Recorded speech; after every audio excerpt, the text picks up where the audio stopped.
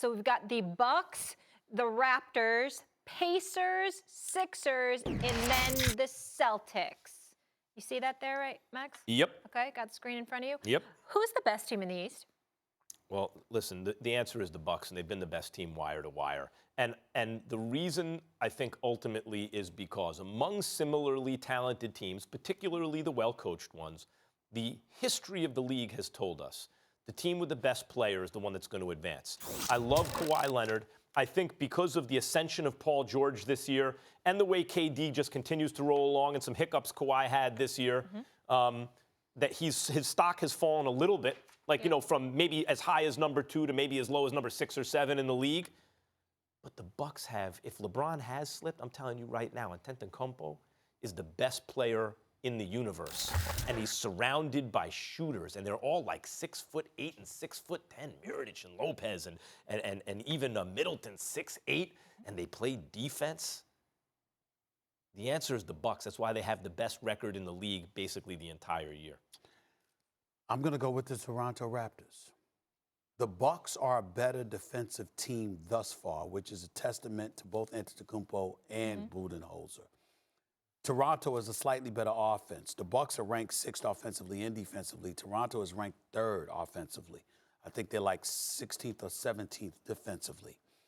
Here's why I'm going with Toronto as the better team. The Bucks beat Toronto the last time they faced one another. I think it was January 31st. And I watched the Greek Freak have 19 points that game. 7 to 13 shooting from the field, what have you. What I watched from Toronto is this. Even though the Greek Freak is a freak in and of itself, everyone they have is long. Okay. Now, obviously, with the exception of Kyle Lowry and Fred VanVleet, as your miniature point guards who do have the ability to spread the floor because they can hit threes for you. But for the most part, Toronto can match up against Milwaukee by going big. Because they can go big, that might turn not just the Greek Freak, but others into more perimeter shooters. Now, Milwaukee can make the shots, but that's not their bread and butter.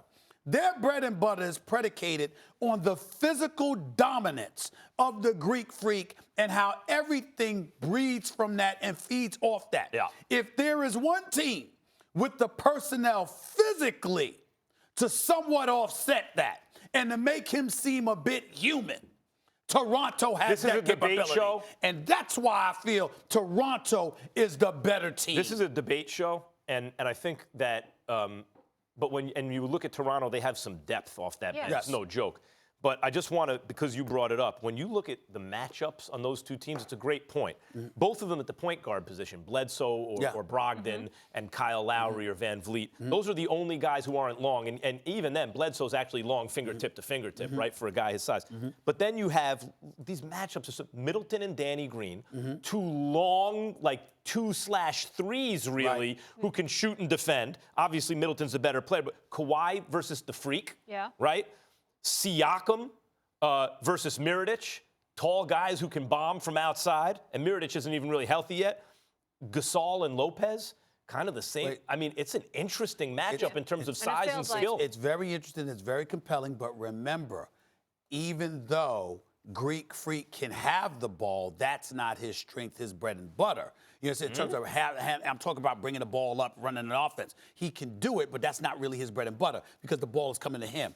Whereas, because, you know, you got Bledsoe in there, you got a problem. Whereas with Toronto, you can get the ball to Kawhi Leonard. I disagree. And listen, and the Greek Freak, remember, the Greek Freak has something to prove. Kawhi Leonard's already a champion. Wait, I disagree. I really disagree with that. Kawhi can handle, but the one weakness in Kawhi's game is the passing. He's not a great passer. I agree with that. No, there's no disagreement there. The Greek Freak can handle, and he can also defend. And the Greek Freak, not only can he switch, he can legit guard 5 positions from point guard to center. He can guard those guys. Basically, what you're telling me, we're not going to Boston. But the Freak, is a brilliant passer, great passer. Right. That's not what Kawhi is. But again, I'm not challenging that. I'm saying it isn't proven when it counts. We know what Kawhi can do. Yeah, he's a Finals MVP.